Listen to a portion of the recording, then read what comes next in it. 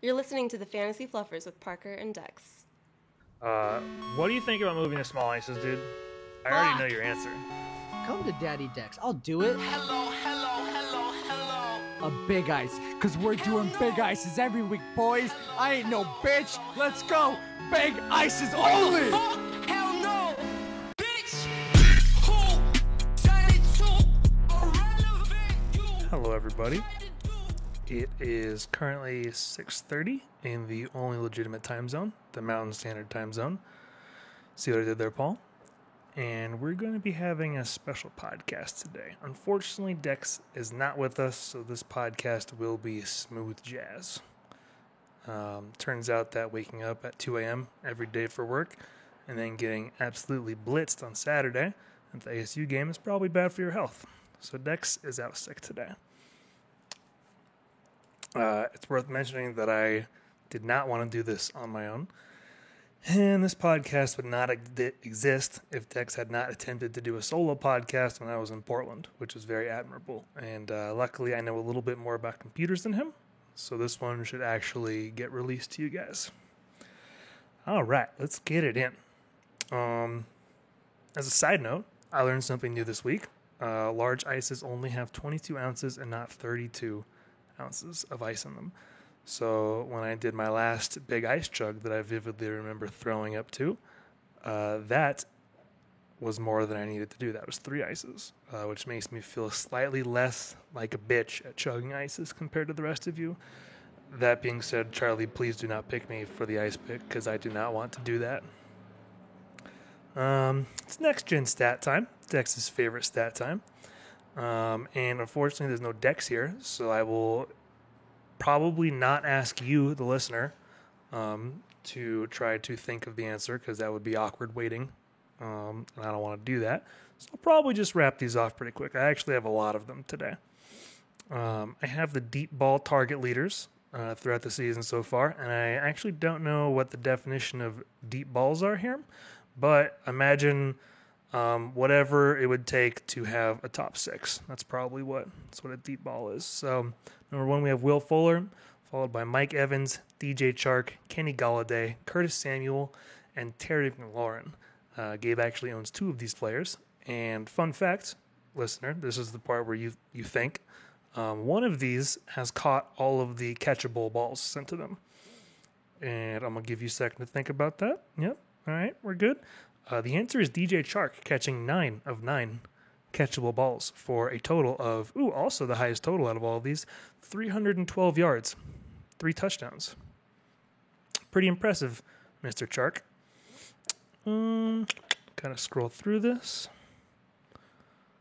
So this was a Reddit stat that I'm sure a lot of people saw, but it's absolutely insane amount of, witchcraftery and stat land to get to this. So NFL teams are 90-1 since 1991 when they win all of the above. Time of possession, total yards, turnovers. They pick up 25 first downs and convert at least 10 or more third down attempts. And when Dallas lost to the Jets on Sunday is the and one. The only time that a team has ever done all those things and lost, which is frankly mind-blowing. There's a lot of cherry pick stats out there, but I think this one actually really does speak for how bad that is to have gotten fucked that hard. Another one, DeAndre Hopkins has exactly 1 target within the opponent's 10-yard line this year. Can you, listener, guess how many he had last year? The answer is 15. I hope you thought of that one real fast. Let's see.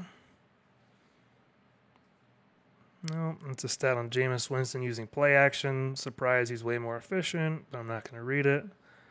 The Chargers, with and without Melvin Gordon, are actually averaging 15 points a game with him now, down from 22.5 that they were having without him.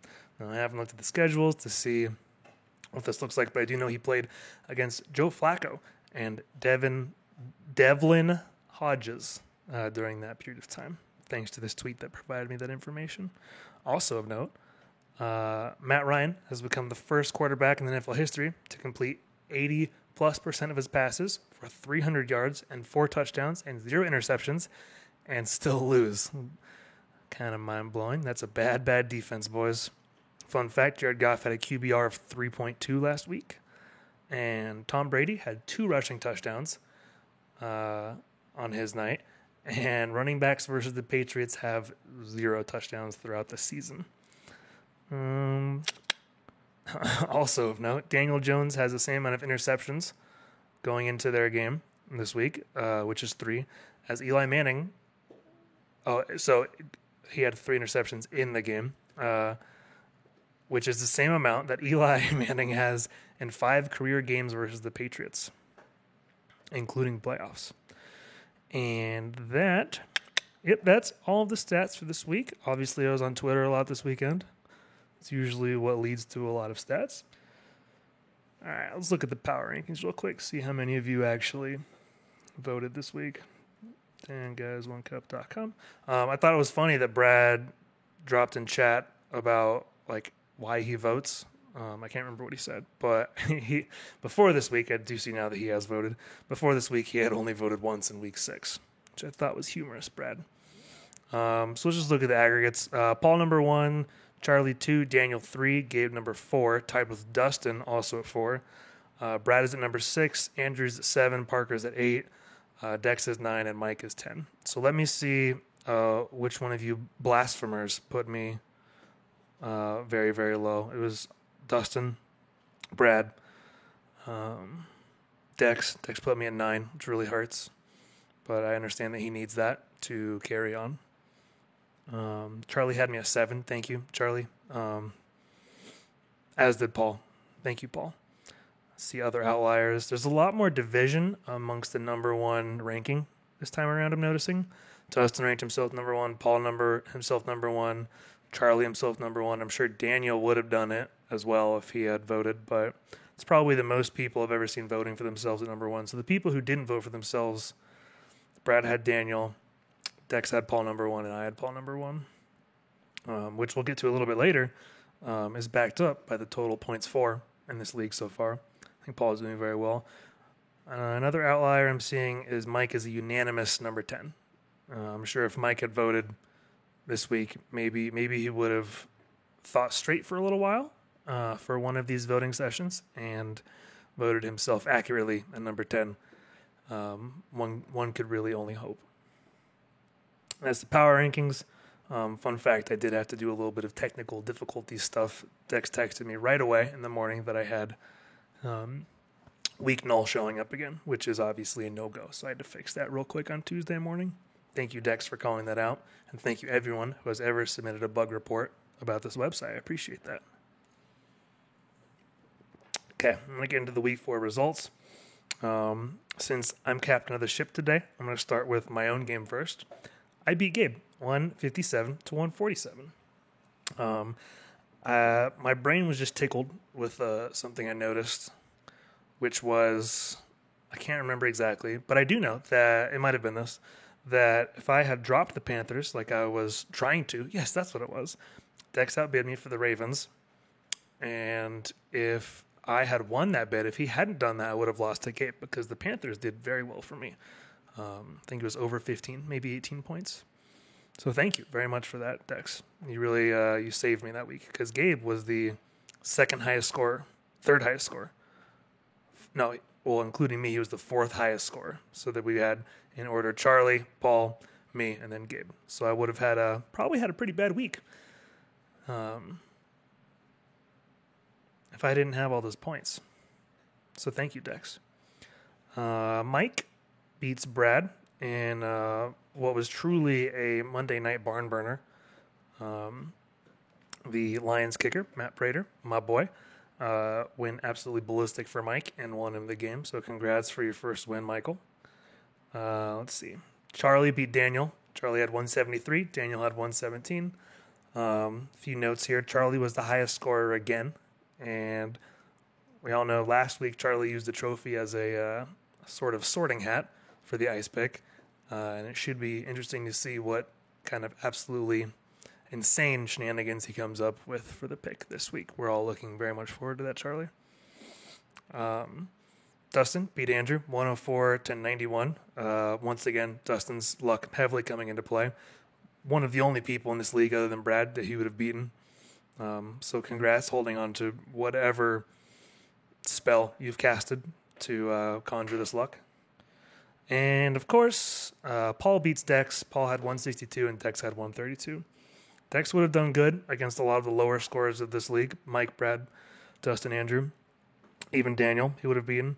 Unfortunately, he played Paul this week and has to say a lot of nice things on Sunday. We're all looking very much forward to that. So hopefully you're not too under the weather to stay strong in that commitment, Dex. Let's see. I looked over some of the stats for this league also, and I had some noticeable outliers that I wanted to talk about.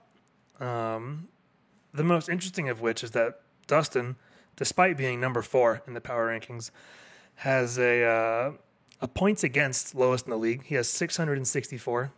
The next lowest is Charlie at 793. And I know I don't like to do math in my head like you're probably trying to do right now, but that is more than 100 points discrepancy. No, it's not. No, it's not actually. See, I don't even like doing math on paper either. It's less than 100 for sure. Paul has 924 points for, which is the highest in the league. The next highest is Charlie, which is 880.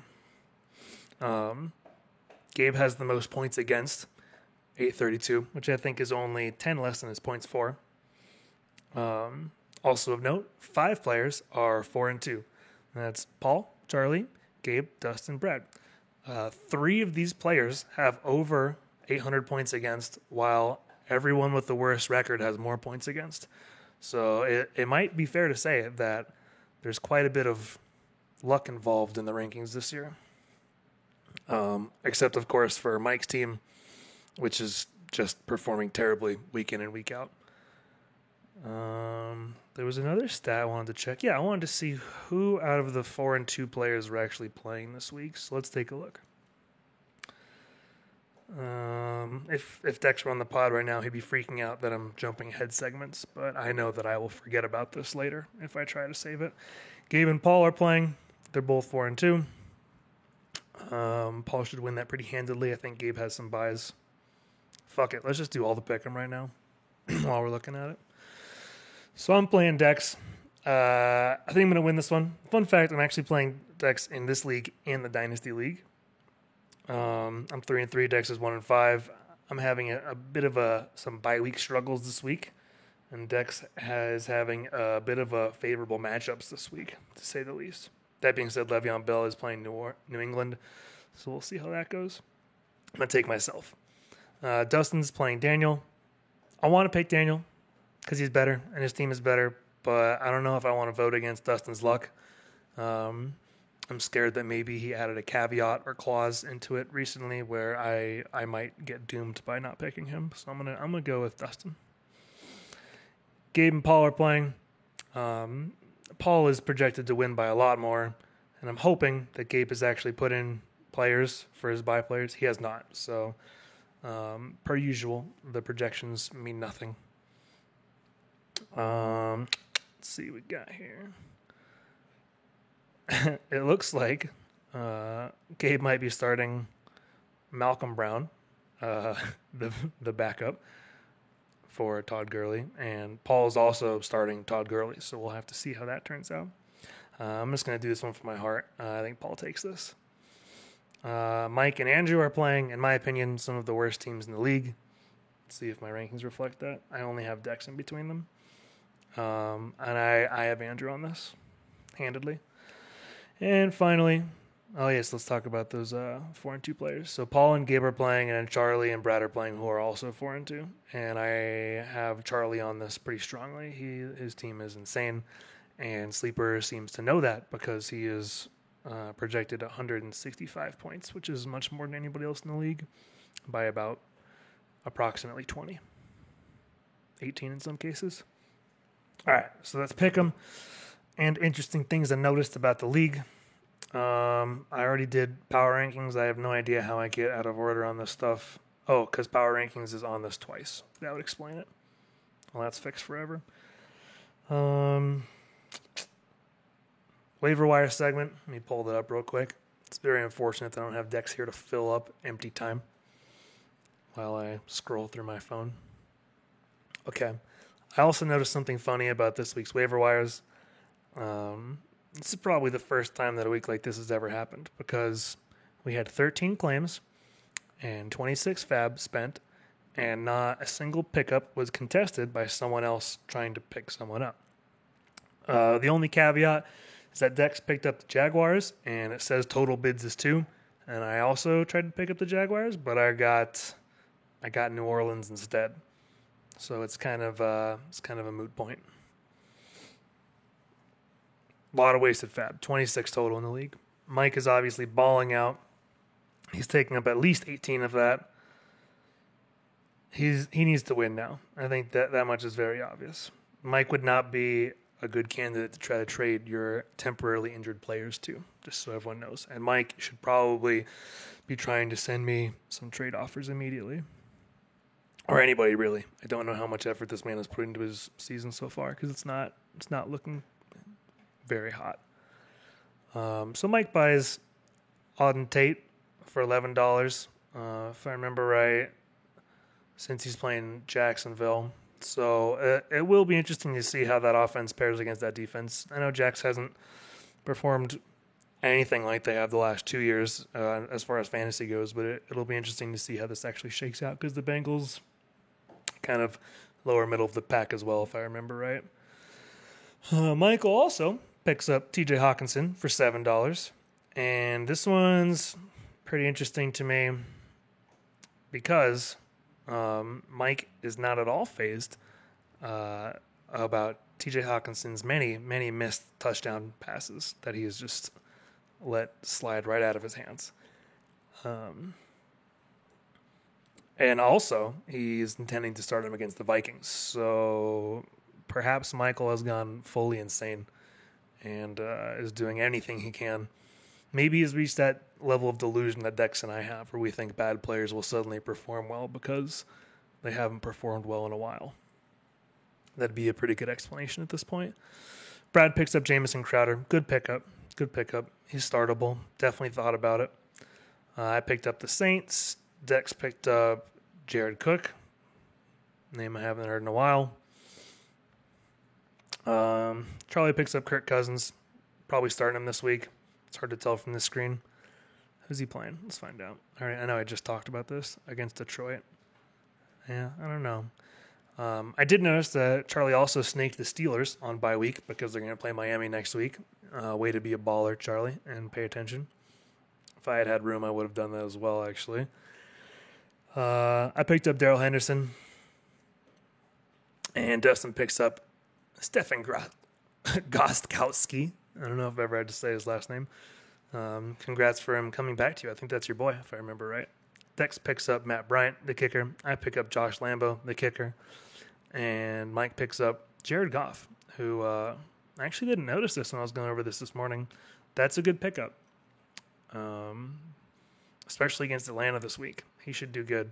And if I hadn't sold my soul to pick up Danny Dimes, I probably would have tried to get him too. And finally, Dex picks up the Jags, who are playing Cincinnati, as spoken about earlier. Let's see. That's the waiver wire segment. And all that's left, interestingly enough, is Pick'em, which, interestingly enough, I already did. So I hope you all had a good time here. I assume this podcast was a little shorter than normal, considering that there was a lot less bullshit to call out and a little less ranting as well. I hope we never have to do this again, but I hope you enjoyed it anyways. And as always, I had to fuck up words just to commemorate the memory of Dex. Fuck Daniel.